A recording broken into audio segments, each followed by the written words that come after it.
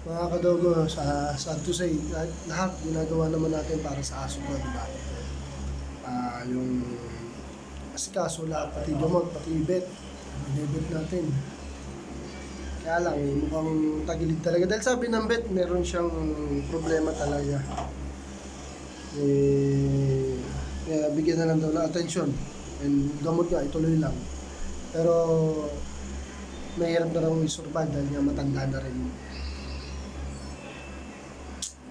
Mawawa naman itong Brutus. Patayuin niya. Ayan po si Brutus. Hindi mo patayuin. Naghihintay na lang to, mga kadogo. Sa dami kong naging aso, alam ko to. Kahit anong subo namin, ayaw na eh. Sobrang payat na siya. Ayaw niya pa kumakain. Pero okay na rin kasi naghihirap yung aso ko. Hindi naman natin siya pinabayaan. Gamot, asikaso, alaga. Hindi namin pinabayaan. Pero mukhang may iiwan siya sa akin dahil mukhang may baby siya kay Maggie. Yon. Yon, siguro. Yan, pag nagka-baby yun, siguro hindi ko na ibebenta na. Bibigyan natin Ate Awi mo. Yung remembrance yun. Nalalamig na yung mga palm niya, gilagid niya, dila niya, malalamig na eh. Yun na yung sign, bagsak na yung resistensya ng aso. Kahit i-force feed natin to, kahit anong gamot, kung talagang wala na. Sana nga hindi. Yun din naman sabi ng vet sa akin, mahalin na lang daw. Dahil hindi nakakayanin, parang may terminal cancer na yung aso ko eh. Nakakalungkot mga kadogo, pero wala tayong magagawa. Mas gusto ko yung mamahingan na lang din siya kung sakali. Kasi nahihirapan.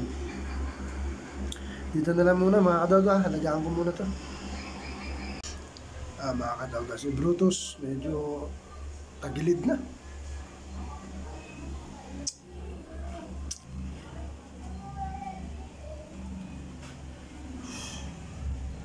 Mamaalam na yung best friend.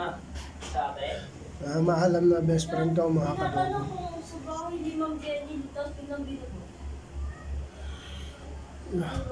Huwag ako sa ganun pag may nagsasalita na. Mga kadogo.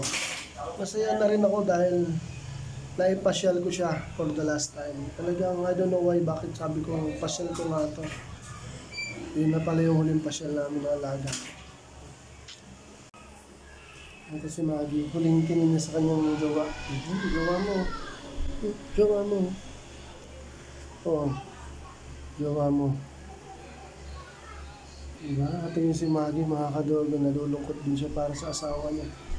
Tagal din na magkasama. Pero sana, iniwanan ka ng baby ni Brutus. Ikaw malungkot. Kamasad. Kamasad.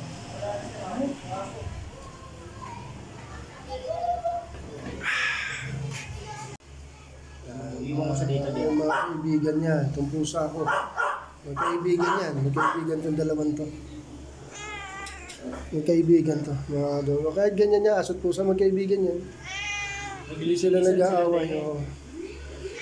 Ay, nako. Parang nararamdaman na nila. Mga kadogo, ang payo sa akin nung batchmate ko na bet namin, bet ko, i-euthanize na para hindi na raw mahirapan yung aso ko. Kaya sabi ko, wag. Gusto ko mamatay yung aso ko ng natural death. Aalagaan ko siya hanggang kahuli-huli ang hininga niya. Pero hindi ako galit. Professional naman yung payo sa akin yun. Kaya lang ayoko. Gusto ko natural death po. Gusto ko maiparamdam kay Brutus sa kahuli-hulihan. Aalagaan ko siya hanggang kahuli-huli ang hininga niya. We love you so much, Brutus. I love you, Brutus. Ay, nako Brutus. Thank you sa mga memories. Ikaw yung pioneer toy dog ko eh. Sa akin ka tumanda. Basta salamat ha. Salamat. Di kita makakalimutan, Brutus. Di kita makakalimutan. I love you, best friend. Oh! Sige na, pahinga na. Yun na yung huling hininga niya, yung kanina. Bye, best friend. For the record lang po mga kadogo, no? Kaya ako ginagawa to. Time of death ng alaga ko is 2:50 p.m. January 17, 2024. Nakita ko po yung huling hininga niya. Documentation lang po to sa alaga namin. Mahal na mahal namin to. Hindi naman namin pinabayaan, kaya lang doon po lahat napupunta. Lahat po ng may buhay napupunta doon. Malaga, nung nabubuhay sila, hindi natin sila pinabayaan. At binigyan po natin sila ng pagmamahal. Kaya I know, masaya na yung aso ko. So Brutus, run free na. Okay na Brutus. Love you. Thank you for watching.